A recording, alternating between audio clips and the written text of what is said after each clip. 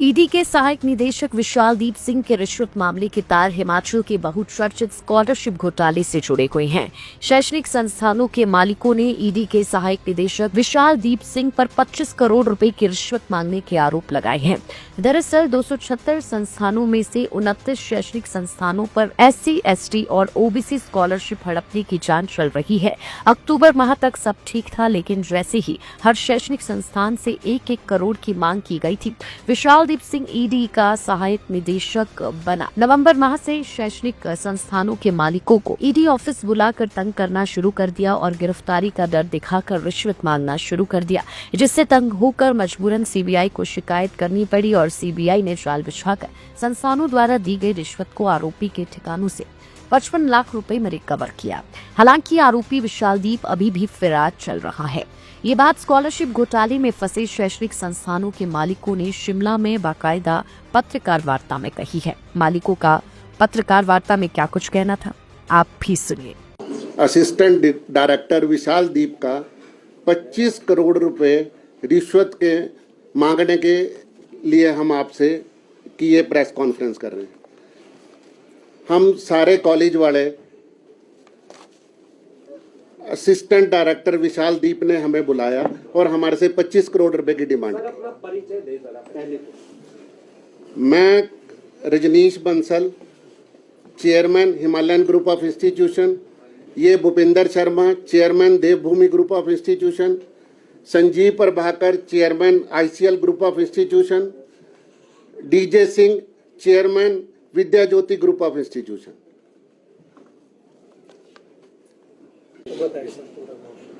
Assistant director enforcement directorate Shimla के श्री विशालदीप, जिन्होंने हम सबको बुला के 25 करोड़ रुपए की डिमांड की। जब उसने सबसे पहले मेरे को बुलाया, मैंने उनसे पूछा, सर बताइए, पहले टॉर्चर किया। उनके 2 ऑफिसर हैं, नीरज एंड सुनील। जब मैंने उनको कहा कि मैं 25 करोड़ रुपए नहीं दे सकता सारे इंस्टीट्यूशन से इकट्ठा करके, तो उन्होंने इंडिविजुअल लोगों को हमें टॉर्चर करना शुरू किया। मैंने उनको अल्टीमेटली, जब मेरे को बहुत ज़्यादा टॉर्चर किया गया, तो मैंने उनको कहा कि मैं 60 लाख रुपए से ज़्यादा नहीं दे सकता।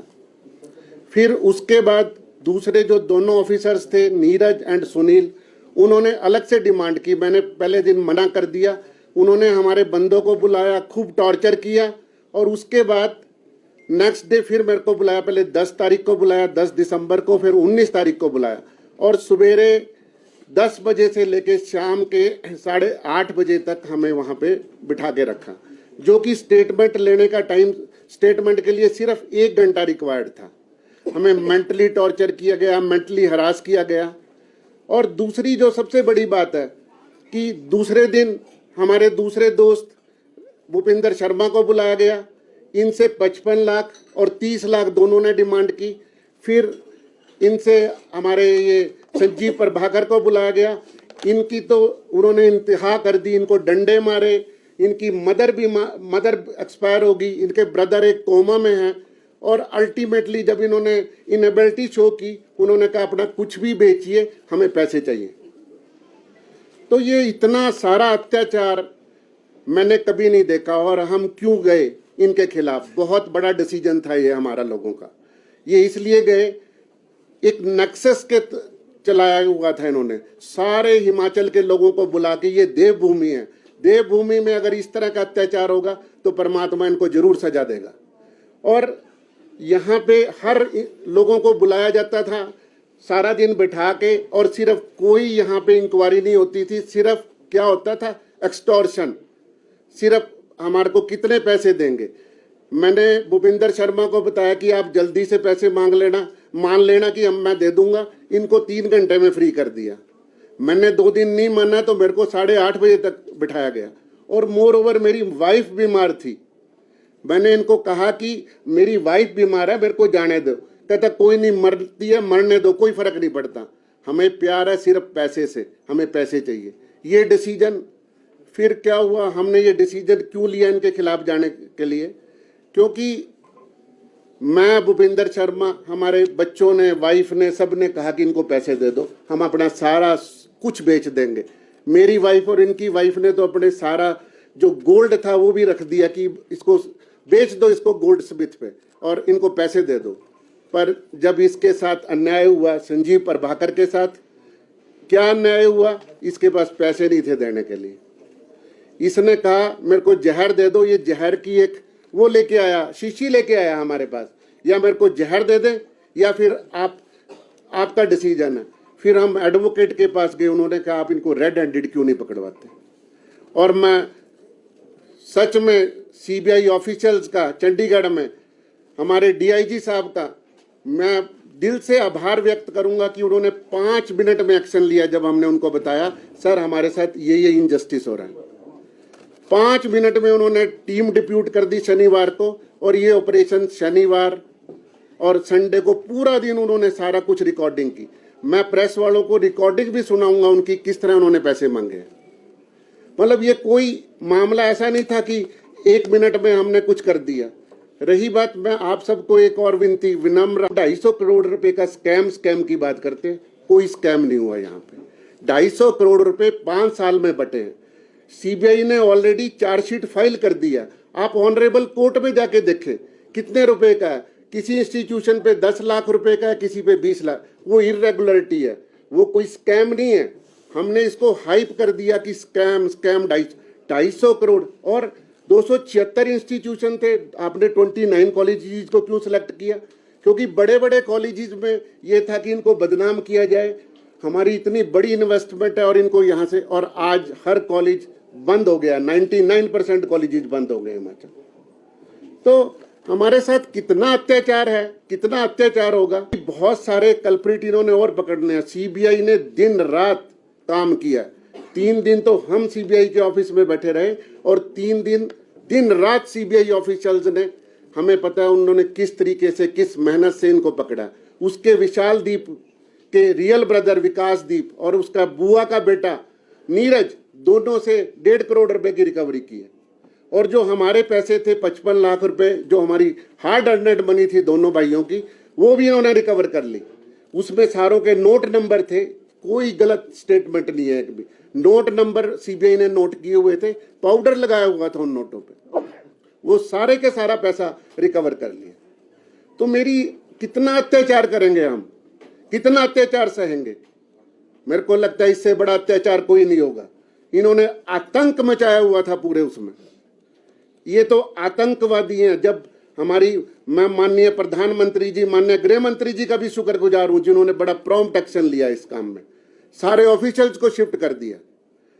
अरे कहीं तो कहीं आप अत्याचार की कोई लिमिट है? कोई लिमिट नहीं छोड़ी इन्होंने। सर कोई प्रूफ नहीं हुआ। 250 करोड़ की डिसबर्समेंट हुई है टोटल। आप उसके बदले हमारे से 25 करोड़ रुपए मांग रहे हो। आप कितना बड़ा क्राइम कर रहे हो? हमने कोई किसी के अगेंस्ट एलिगेशन लगाया? कोर्ट डिसाइड करे इसको, सारी चीजों को। हम कोई डिसाइडिंग अथॉरिटी थोड़ा ना। हम इसलिए बता रहे हैं आपको क्योंकि पहले हम कभी प्रेस के सामने आए ही नहीं। चार्जशीट फाइल की कोर्ट में वो किसी के अगेंस्ट 15 लाख निकला, किसी के अगेंस्ट 10 लाख निकला, किसी के अगेंस्ट 20 लाख निकला। लेकिन हाँ, ये नहीं कि इसमें कुछ कल्प्रिट नहीं है, कुछ कल्प्रिट भी हैं, लेकिन सारी उंगलें एक बराबर नहीं होती। We are agree, let's court decide it what they will do that. दूसरा जो ईडी की बात है, वो पिछले साल से जब से ये मैटर ईडी के पास गया है, हम पहले भी ईडी ऑफिस में आए हैं। वी नेवर मीन्स कोई उसमें कभी हमारे को टॉर्चर नहीं किया गया, कुछ नहीं किया गया। पहले थे हमारे वो अमन मोर जी थे, स्पेशली उन्होंने बोला कि किसी को कोई पैसा नहीं देना, किसी को कुछ नहीं देना। दूसरे उनके ईडी ऑफिसर डीडी भी थे, they never bother us.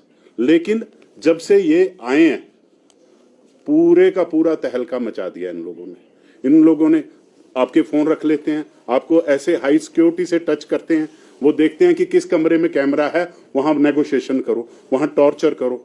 Means ये बहुत बड़ी बात है। चलो हम लोग तो आगे पता नहीं कितने लोग इसमें पिसते होंगे। आप मानोगे नहीं, मेरी मदर 91 ईयर है, वो बाथरूम में गिर गए। इन्होंने स्पेशली मेरे को बोला गिरते हैं तो गिरने दो, you will come definitely. Means इतना अत्याचार ये लोग कर रहे थे यहाँ पे। अब तो सर ये जो एक गैंग आप कह लो ना, डकैतों का गैंग था जो उन्होंने ईडी ऑफिस को अपना अड्डा बना लिया। मैं विटनेस हूँ, I was crying in the um ED office. जो अक्यूज्ड हैं वो रेस्ट हो। मेरी मदर की डेथ होगी, my brother is in coma, और वहां पे कोई रावत है, उनको बुलाया, मुझे डंडे मारे गए कि पहले तो सारे कॉलेज को इकट्ठा करो 25 करोड़ में। कहीं मेरी क्या औकात है, मैं 25 करोड़ कहाँ से लाऊंगा। और वो जो नीरज और सुनील है वो मुझे बोलते हैं 5 साल मिस्टर प्रभाकर आपको 5 साल अंदर करेंगे, सारा परिवार खत्म हो जाएगा आपका। हम आपको एक चांस दे रहे हैं आपकी फैमिली बचाने का। मुझे 1.5 करोड़ रुपया मांगा गया और मैंने उनको अपना, मैं मथुर से लोन लेके अपना घर चलाता हूँ। मैंने दिखाया कि मुझे नहीं पता, मुझे पैसे चाहिए संडे तक, नहीं तो 5 साल ऐसे अंदर करूंगा कि सारा खानदान बाहर आएगा तो कुछ नहीं बचा होगा तेरा। फिल्मों में भी साले कसाई भी ना तरस खा लेते हैं, मुर्गे को खाना खिलाते हैं मारने से पहले। इन लोगों ने हमें पूरा दिन खड़ा रखा है सर, 8-8 घंटे खड़ा रखा है, कभी ऊपर कभी नीचे, और सारे दफ्तर को पता कि आज इसको अरेस्ट करेंगे। मुझे वो फिलर दे रहे थे, क्लियर करा रहे थे। मैं तो शायद मैं सुसाइड कर गया होता। क्या आपको ये लगता है कि सर जिस दिन अगर ये नहीं होता ना, आज press conference. Life times TV के लिए शिमला से सोनी की रिपोर्ट। हिमालय की गोद और देवों की धरती में बसा रूट्स कंट्री स्कूल शिक्षा के साथ संस्कार और स्वास्थ्य का एक ऐसा मंदिर है जहां देश ही नहीं विदेशों के छात्र भी गुरुकुल जैसी शिक्षा ग्रहण करने आते हैं। नारकंडा से 15 किलोमीटर की दूरी पर मौजूद यह शिक्षा का मंदिर कर रहा है आपका इंतजार। इस त्योहारी सीजन में मात्र 1 रुपए में घर ले जाए अपनी पसंदीदा सुजुकी कार। इतना ही नहीं, गोयल मोटर्स में इन शानदार कारों पर पाए 60,000 तक का महा डिस्काउंट। तो देर किस बात की, आज ही विजिट करें अपने नजदीकी गोयल मोटर्स शोरूम को और पाए अपनी पसंदीदा कार पर ऐसा दाम जो पहले कभी न था।